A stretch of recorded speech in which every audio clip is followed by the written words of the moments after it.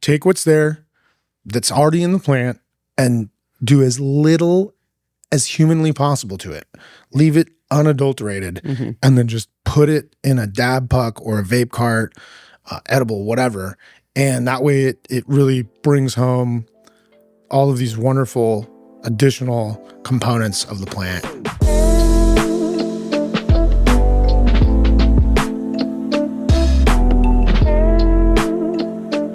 Welcome back to the Slow Burn. Patrick, it's so good to see you. Dude, it's good to see you too, Joe. It's been a long time. Yeah. It's been since winter, I think.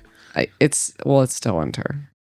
Today we're talking about live THC versus THCa Uncut. THCa Uncut is one of my favorite products. Is it? Yeah, it is. It's a new product. Yeah, because we're going to get into that. It is a new product, isn't it? Well, we've had it. It was originally one of our flagships, but we're really expanding it, I think, right now to see, more devices and more availability. So, yeah, we've got it in the pod kit. We've got it in the refills, obviously, for the pod kits. 510 thread vape, disposable. And then, obviously, also, it powers some of our edibles. Oh. Doom, doom. I started watching SVU again. That didn't really work there, but whatever.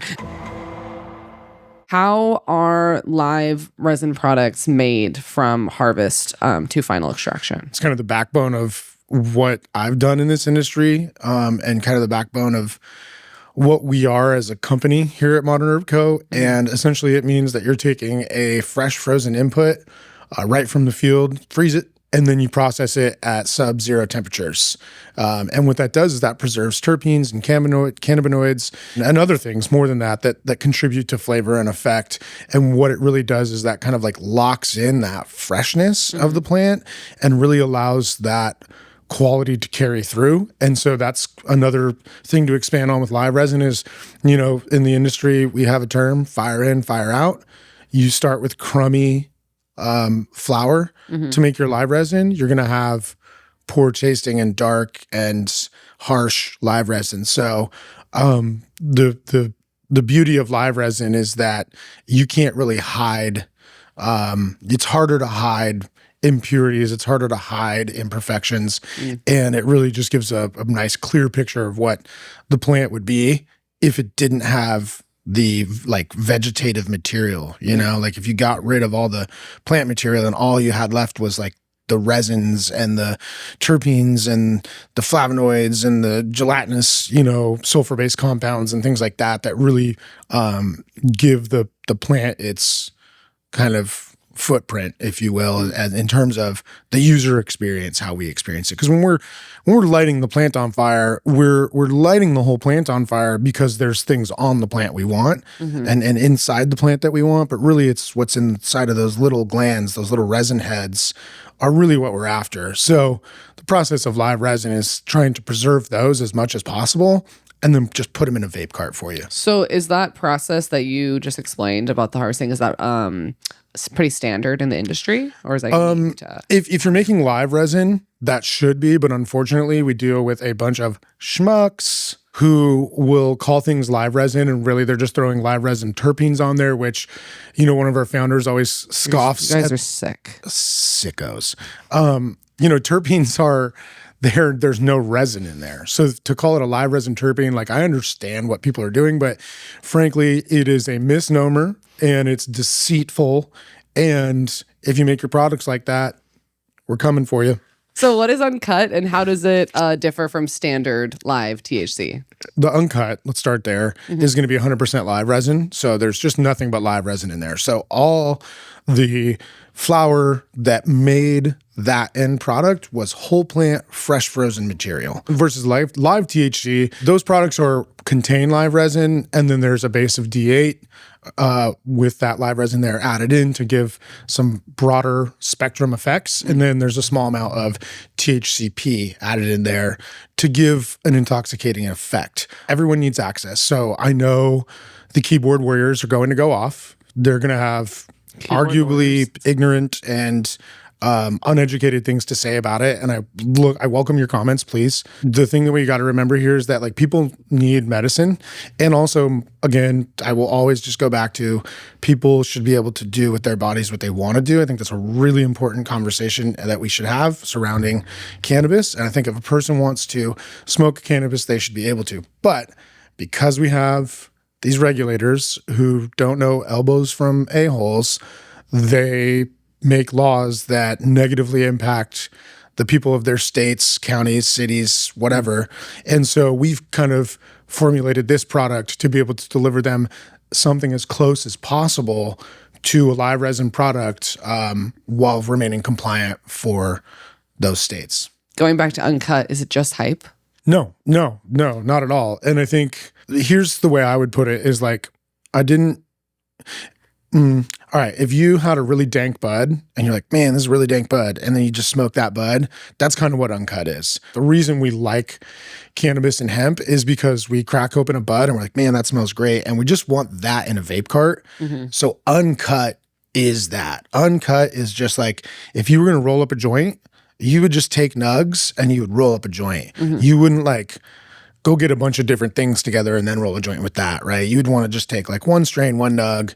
Maybe you'll put some oil in there. Maybe you'll do some other stuff. But primarily, this is the Uncut is the equivalent of just smoking a nice, beautiful nug, but in oil form. Talking about like purity and performance, what or how does the shelf life compare between the two? They're both stable for up to 2 years. Most oil is really shelf stable because you're taking all the components that would otherwise, maybe decay or degrade.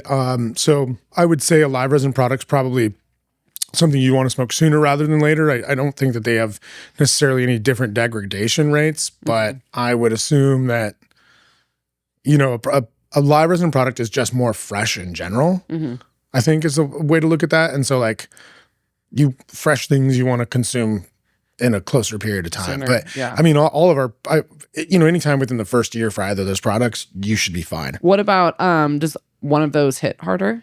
Oh, Uncut's definitely gonna. Well, I don't know. This is where I want people in the comments to debate it because, there are people who will argue that the live THC is more potent, and that is, it's just a personal preference at that point, frankly.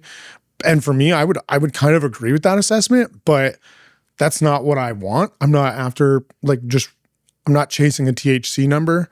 I actually really enjoy the plant because it smells and tastes and like these nuanced feelings that I think are more easily detectable. Like the nuances between our different Uncut strains, I think are a little more, they're more clear and more defined and more detectable both in, the flavor of the cannabis itself or the hemp itself, but then also like in the different effects, right? I think that's the biggest piece there is that there's kind of a little more of a uniformity to the effects on the live THC, whereas the Uncut is going to be really more true to each individual cultivar's traditional experience. Okay. Answer the question. What should consumers watch out for when comparing THC products? I think this is a great question. And the primary things are, like our Uncut product when comparing to a lot of THC products on the market is really not comparable. I'm really not aware in the open market in the hemp space of any true 100% live resin products. I think there are a few randomly here and there, but they kind of come and go. There's no one who I've seen with any consistency and like, quality and doesn't have issues with hardware, et cetera. So it's uncommon to see a real direct comparison to our Uncut. And so often what happens is people are comparing, the price of our Uncut product against kind of these other, more manufactured or constructed products that are just simply cheaper to produce. And really, that was kind of that, and to a degree, that's another reason why we have our live THC products so that they can kind of compare more to the rest of the market. But even that is not a fair comparison because, we ensure that we have full safety panels on everything as well as full potency panels. We ensure that the hardware we're using is of quality and provides you and delivers you a really good experience. All the things that we do for our live THC products, I think outpace what other people are doing for their similarly oriented products. And then to kind of round that point out again, if you compared the majority of these so-called THC products on the market, you would find that they really don't have either as much THCA as they're kind of implying from the packaging, or sometimes none at all.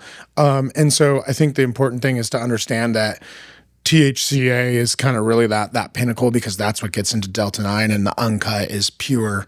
It's focused on live resin. So often, people are making apples to oranges comparisons, and they're comparing their apple that is a kind of a THC blend product to our orange, which is a fresh squeezed orange juice of a uncut product.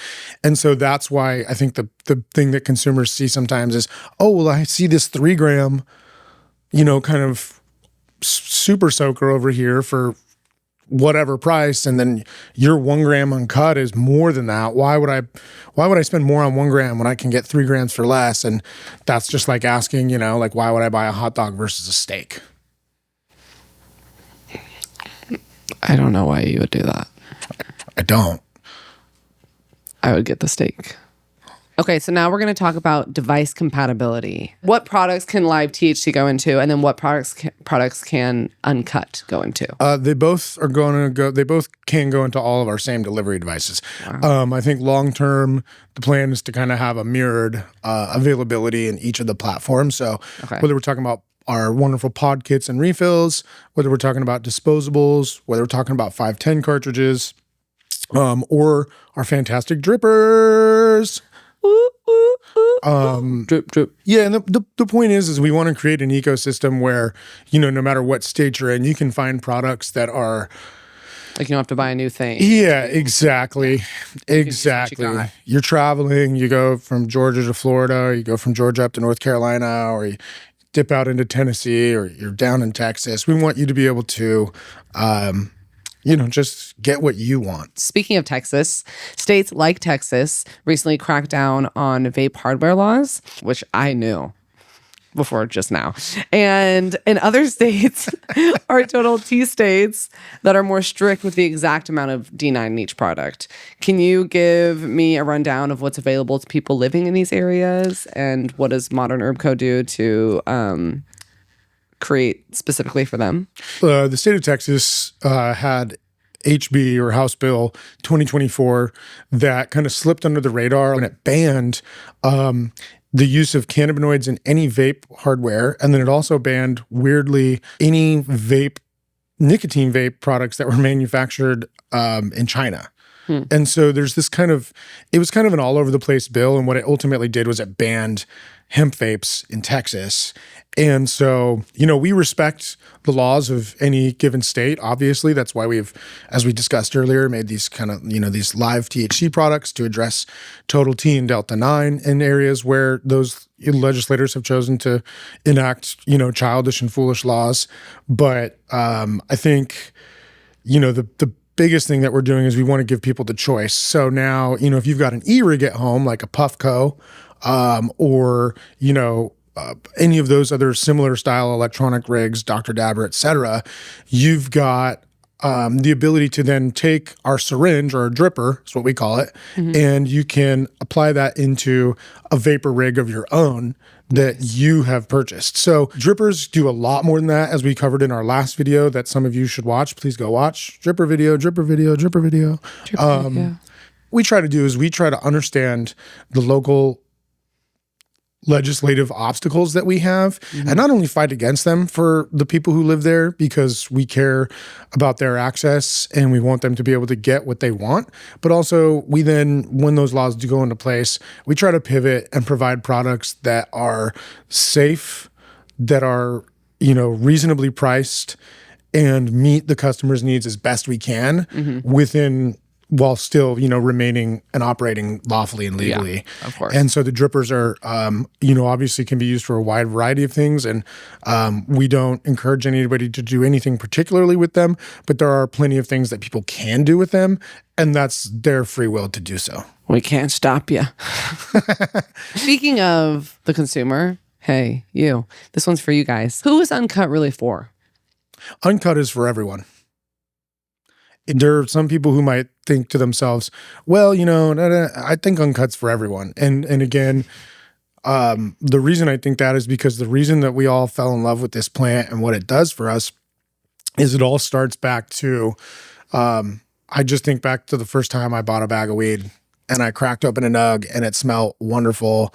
And I hung out with my friends and we had a really wonderful community experience. And we laughed at, Aqua Teen Hunger Force and all these like wonderful like things. And so I look at that and like when I want oil, I want it to be as close to that as I can. Yeah.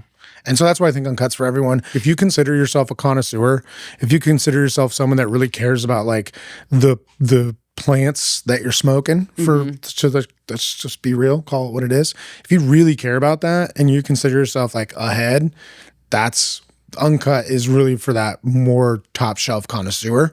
But I really, in my heart of hearts, believe that everyone should be on that Uncut.